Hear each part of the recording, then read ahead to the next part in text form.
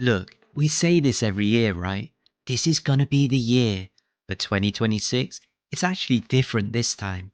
I've been going through the confirmed release list, and honestly, it's kind of insane. After years of delays, half-baked launches, and empty next-gen promises, developers are finally delivering. We're talking massive franchises returning, hyper-realistic new IPs, and games that could redefine entire genres. So today, we're cutting through all the noise. These are the only 12 games in 2026 that actually matter. So let's get into it. What you doing up there? I'm just fixing some leaks. Seriously, dude, you got some time on your hands. I got some properties with paying tenants. Well, that's why you came by?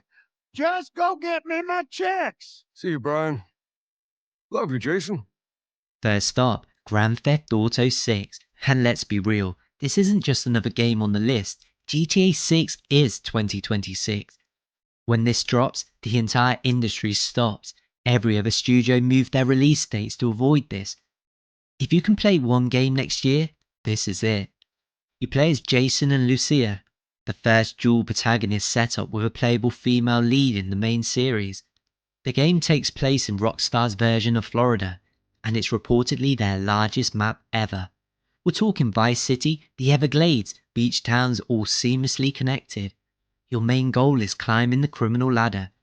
But this time, it's not just about money, it's about loyalty, betrayal, and the relationship between Jason and Lucia.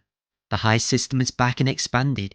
You can now plan jobs from scratch, recruit crews, and deal with real consequences. Rockstar has never failed to push the industry forward. GTA 3 revolutionized open worlds. GTA 5 set records that still stand. If you're not playing GTA 6, you'll be left out of every gaming conversation for the next 5 years. This is the cultural moment.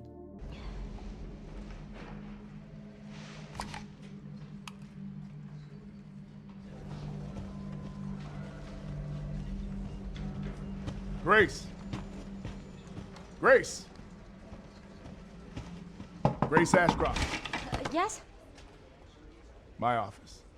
Oh, coming.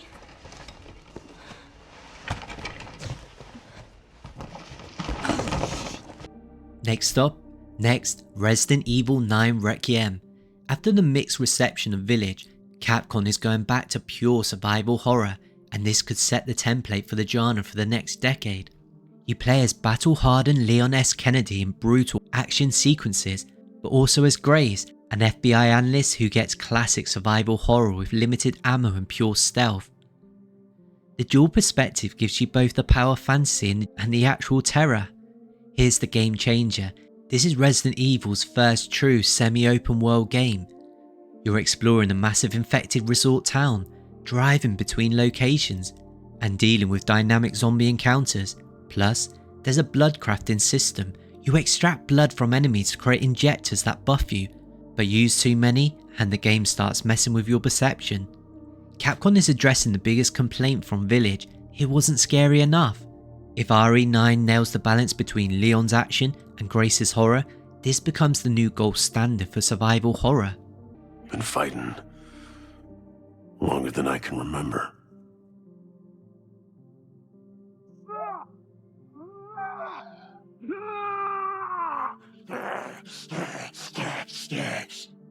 I'd like to say I'm not a violent man. Next up, Marvel's Wolverine from Insomniac Games. And here's why you can't skip this. Insomniac has never missed. Spider-Man, Spider-Man 2, Ratchet and Clank, everything they touch turns to gold. This is their first M-rated game, and if they nail it, this becomes the blueprint for mature superhero games. You play as Logan during one of the darkest periods of his life, hunting a mysterious organisation in Medropol, a lawless island city. The combat is described as incredibly physical and visceral. Every strike with Logan's claws leave visible wounds. You can dismember limbs, impale enemies, execute brutal finishes. This is R-rated Wolverine, but it's not mindless violence. This game features stealth mechanics. You can use Logan's heightened senses to track enemies and plan your approach. Go loud and brutal or silent and tactical, it's your call. We've been asking for a brutal, adult Wolverine game for decades. Insomniac is the only studio with the track record to deliver. If this works, it opens the door for more mature Marvel games.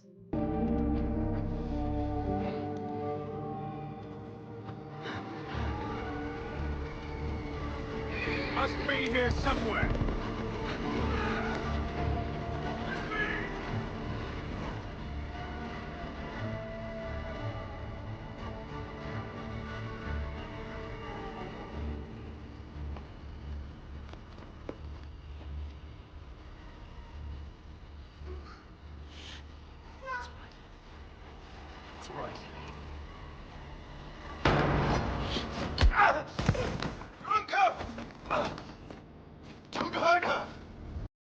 The Blood of Dawnwalker from Rebel Walls, a studio founded by former Witcher 3 developers. And this is the must play because no AAA RPG has ever done what this is attempting. You play as Cohen, a man resurrected with only 30 in-game days to save his family before he's lost forever. That's not a metaphor, the clock is always ticking. Every quest, every side mission burns precious time. You have to choose what matters. The game takes place in 14th century Europe trapped under an eternal eclipse. Vampires and monsters rule the darkness. You're using medieval weapons and Dawnwalker abilities that manipulate shadows and drain life force. But every ability accelerates the countdown. Power costs time. Every RPG gives the infinite time to mess around. This forces you to make hard choices. Do you help a village or focus on your family? The world doesn't pause. If Rebel Walls pulls this off, it could revolutionize how we think about open world design. Do you feel it? Something is coming.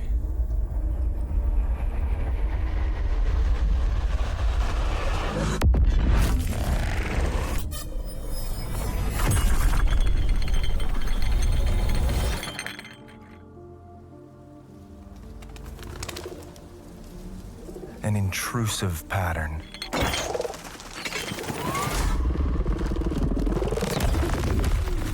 Of staggering power.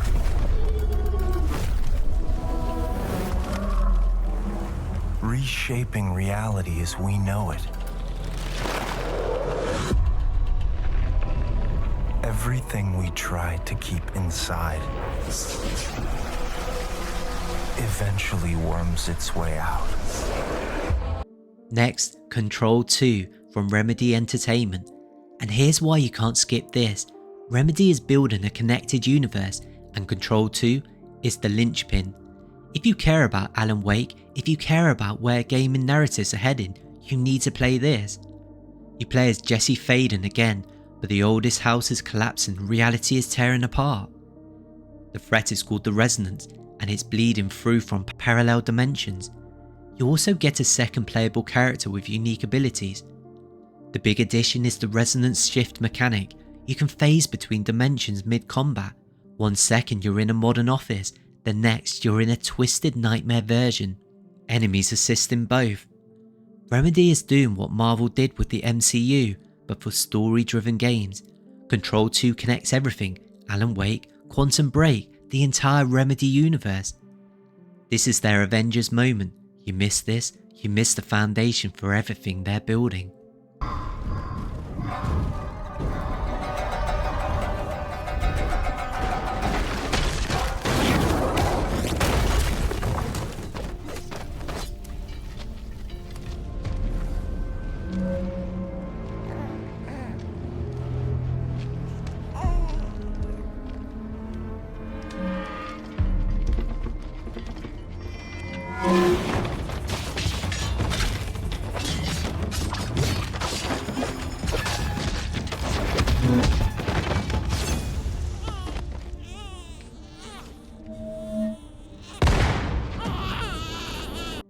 Phantom Blade Zero from S-Game, a Chinese indie studio. And this is the watershed moment because it's proof that Chinese developers are now competing with Japanese AAA. If this delivers, it opens the floodgates for a whole new wave of talent. You play as Soul, a betrayed assassin who's cursed with limited time to live. The only way to extend your life is to kill. This game takes place in a dark version of ancient China, and the combat is described as Sekiro meets Devil May Cry. The hook is the soul drain mechanic. Every enemy you kill extends your life timer. If you're aggressive and constantly fighting, you survive. You play too defensively, the curse kills you. It forces relentless offensive play. The combat looks buttery smooth, the boss fights are massive, and it's built on Unreal Engine 5 with AAA level polish. This is an indie studio punching way above its weight. If they pull this off, it proves you don't need a massive publisher to compete.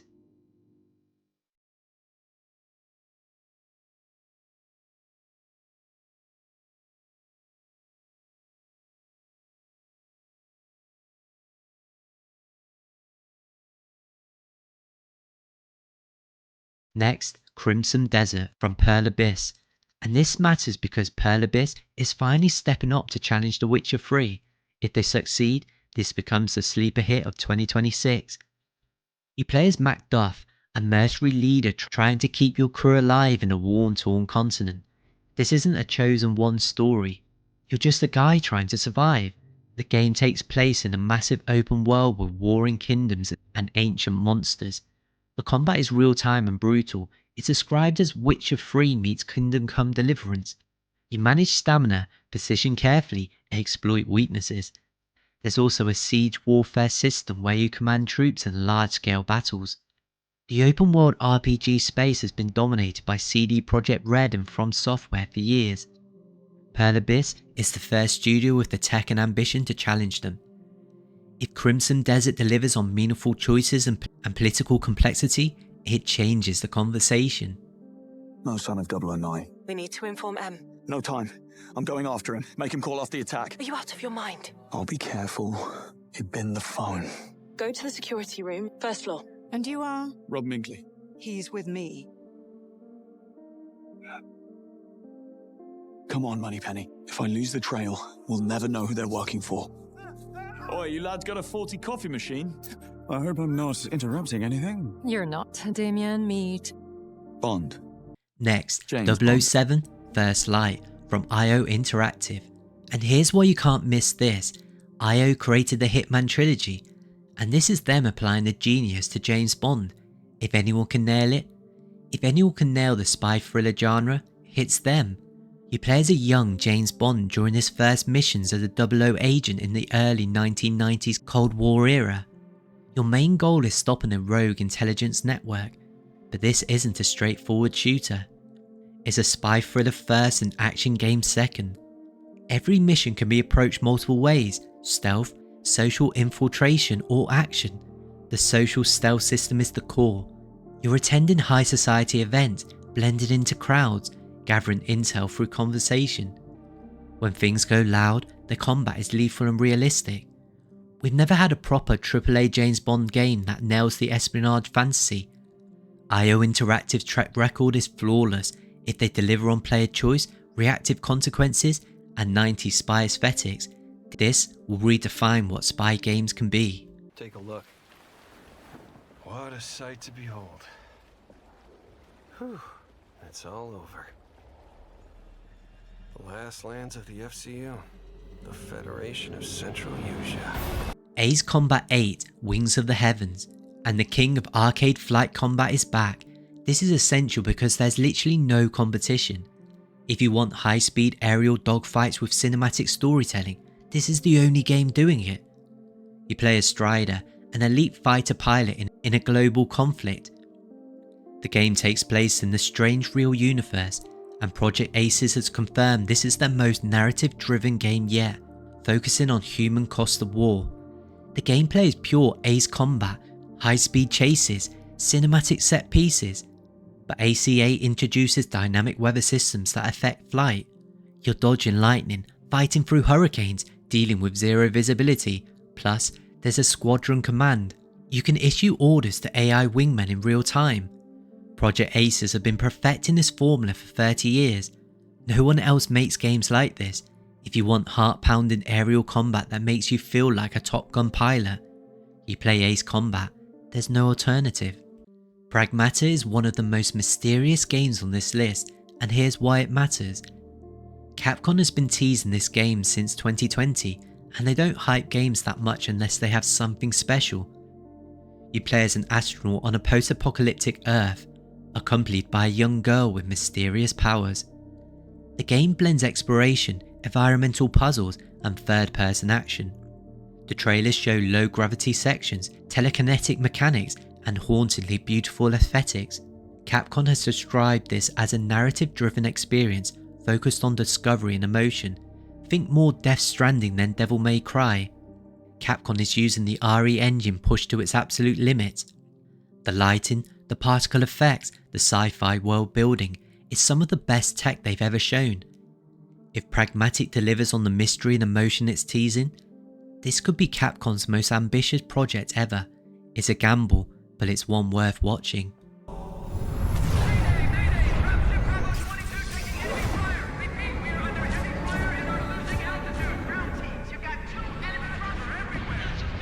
According to the data in their networks, the ring has some kind of deep religious significance.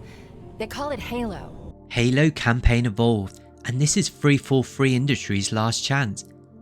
After the rough launch of Infinite, this is the game that either saves the franchise or ends it. The stakes couldn't be higher. You play as a Master Chief in a story that closes the current narrative arc. 343 have confirmed they're returning to the formula that made combat evolved and Halo 3 legendary. Large-scale battles, vehicle combat, linear missions with sandbox encounters. Your main goal is stopping the Endless, but the story also explores Cortana's legacy and Chief's relationship with the new AI. The combat is pure Halo, tight gunplay, physics-based encounters, iconic weapons, plus seamless 4-player co-op at launch. Halo is one of gaming's most important franchises, and it's been stumbling for a decade. If Campaign Evolved delivers on classic Halo with modern polish, it's a redemption story, but if it fails, it will be the end. This is a pivotal moment for Xbox and for gaming history. It's been years.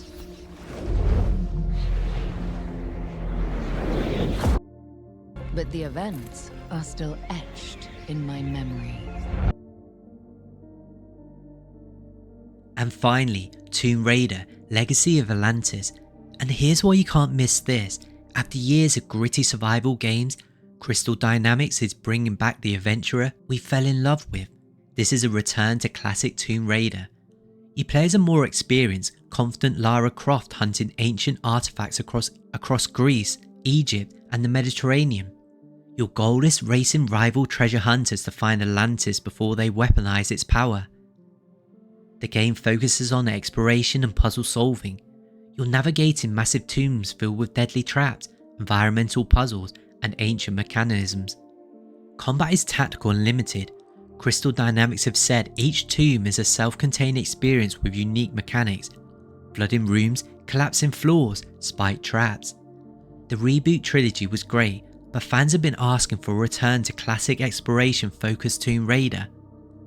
If Crystal Dynamics nails the balance between adventure, puzzles, and discovery, this could be the franchise return to glory, built on Unreal Engine 5, and it looks stunning. So those are the 12 games you absolutely need to care about in 2026. GTA 6 will dominate the year, Resident Evil 9 could redefine horror, Wolverine proves Insomniac is unstoppable, and the rest of this list, every single one could be a genre-defining game. Which one are you most hyped for? Which one do you think will be the biggest surprise? Let me know in the comments, and if you think I missed something, tell me what it is. Thanks for watching, and if you're ready for 2026, hit that subscribe button and let's go.